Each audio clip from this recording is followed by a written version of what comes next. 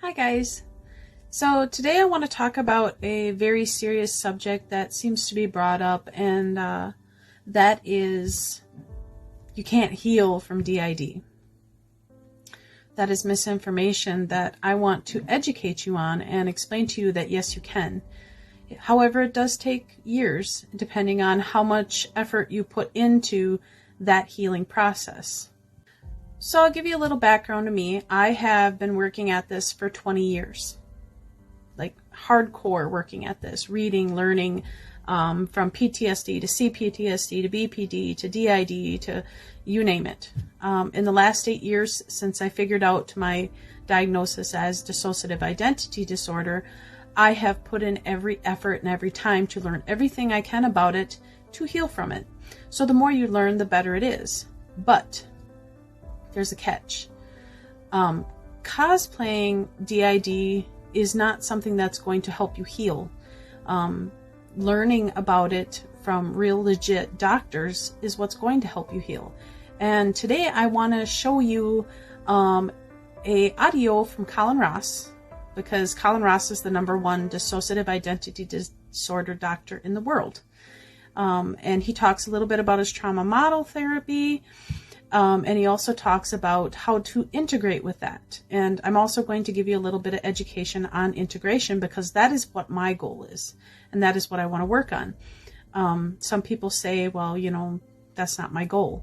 That's fine. However, staying stuck in a chaotic phase is not something I want to do. For one, my issues with DID, as is the others that do follow me and suffer from it, are always in severe pain. It interferes with their daily lives. Things like going to a store, doing the dishes, cleaning the house, raising children. All these things, to me, need to be displayed with logic, understanding, and morality.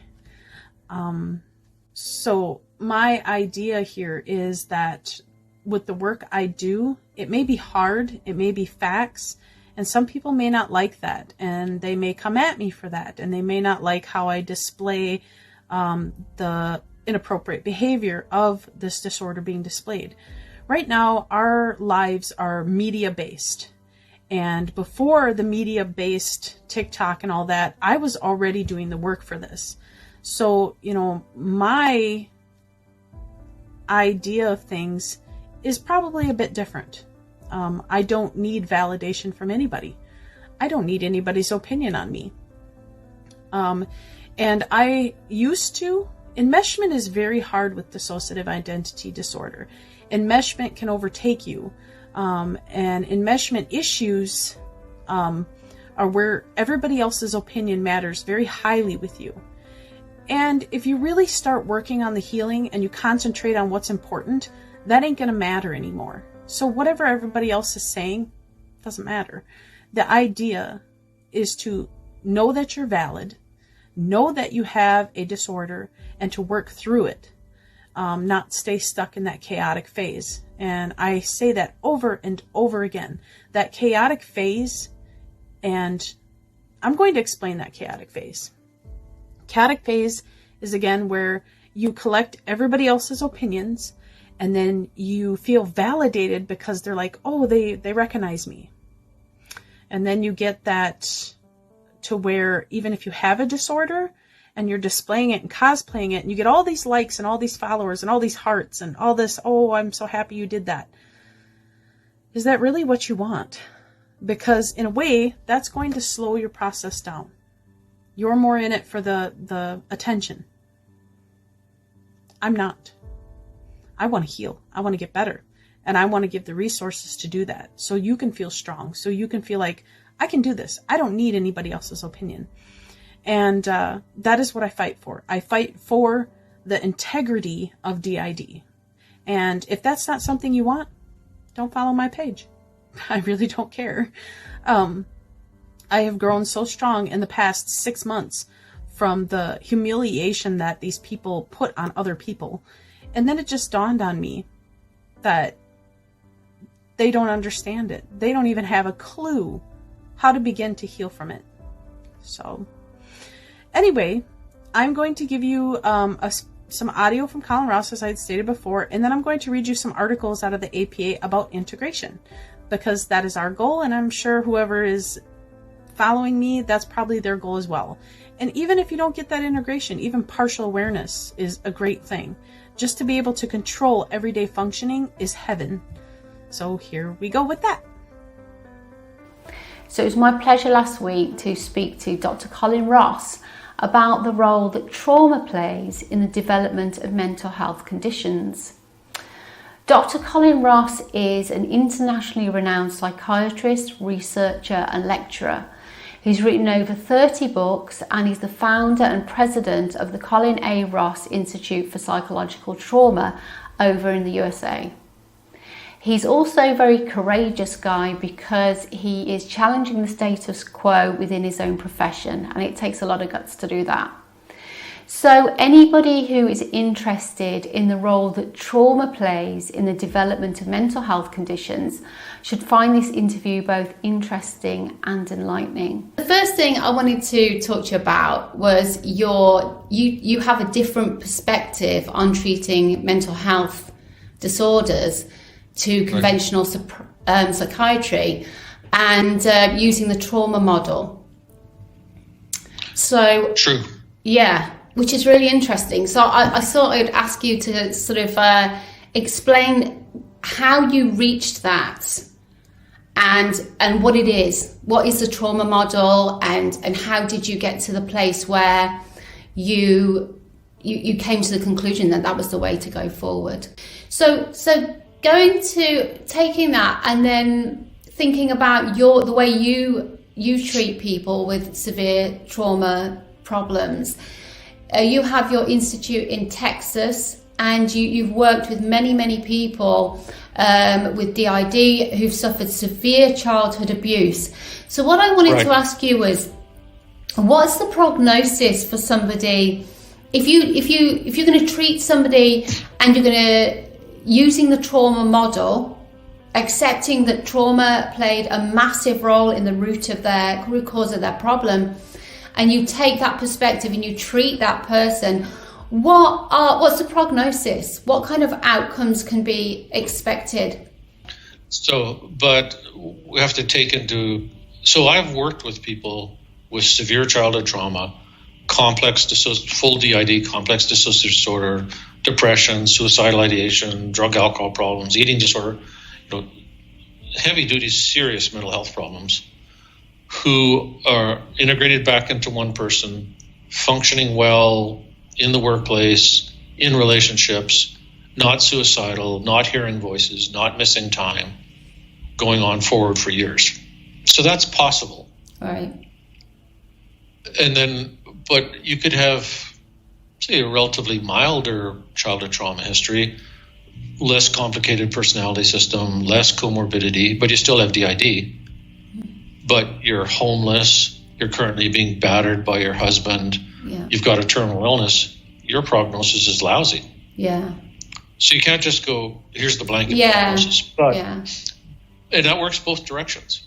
So our ability, this is from clinical experience, our ability to predict who's going to do well and who's not, it's not all that good. So we can sort of roughly make an educated guess.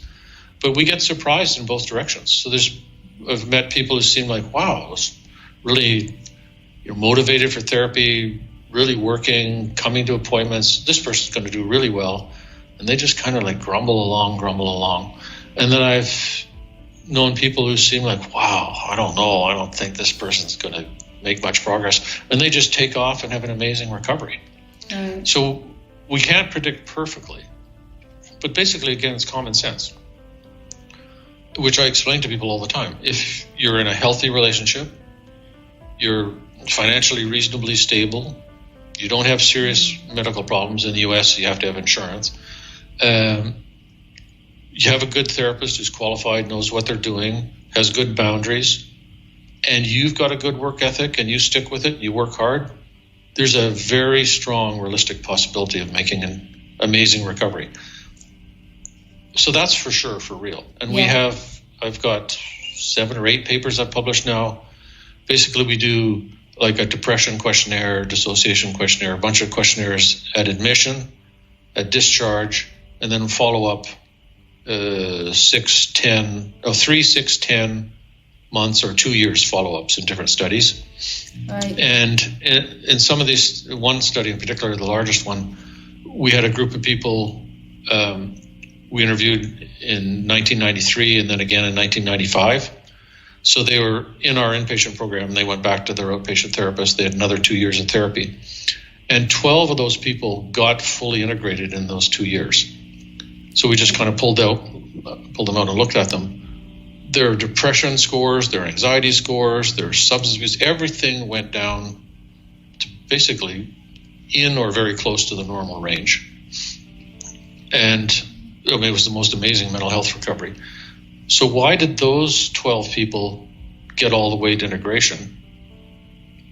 Well, because a lot of them had already been in therapy for a number of years before they came to our hospital in a crisis. Right. So it's not like they just got all better in 2 years. Yeah. And then the people who didn't get fully integrated, well, they were just not quite as far along in the process. So all I can say is it's realistically possible to make amazing progress that's going to be obvious to you and everybody who knows you. And then this brings up the whole question of, but there's no guarantee. Yeah. But if you stick with it and you work hard and you have a skilled therapist and you don't have all kinds of disasters going on in your life, yeah, it's realistically possible. And you can be as healthy as the next person, or probably healthier than the next person who hasn't done a bunch of therapy on their stuff. Yeah. So I hope you found that interesting. Now I'm going to read you some articles from the APA about integration. And this is called Integration of Alters / Fusion. For individuals with DID, some or all of their parts likely go beyond simple containers of traumatic materials. And the parts may have strongly developed independent senses of anami and self. The individual must then make the choice of to what extent they want to integrate their alters as part of their healing. Again, some degree of integration is inevitable. The individual must integrate traumatic materials in order to heal from their CPTSD. As well, enough integration between alters must occur to allow for easy communication. A lack of disassociation, amnesia between parts, and consistent sense of being grounded in the present and in the body. The individual must be able to take responsibility for all of the system's actions, and all alters in the system should work together towards the same goals. Another goal of reduced dissociative barriers between parts is being able to freely access skills, memories, and traits without being dependent on the alter present. So what they're saying is, once all alters get to know each other, then you as a host also have to get to know them.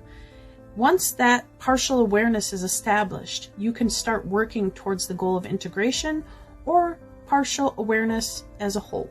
Okay? In order to fully integrate 2 or more alters, the individual needs to take ownership of all thoughts, feelings, memories, urges, skills, and other traits that were previously associated with those parts of the self.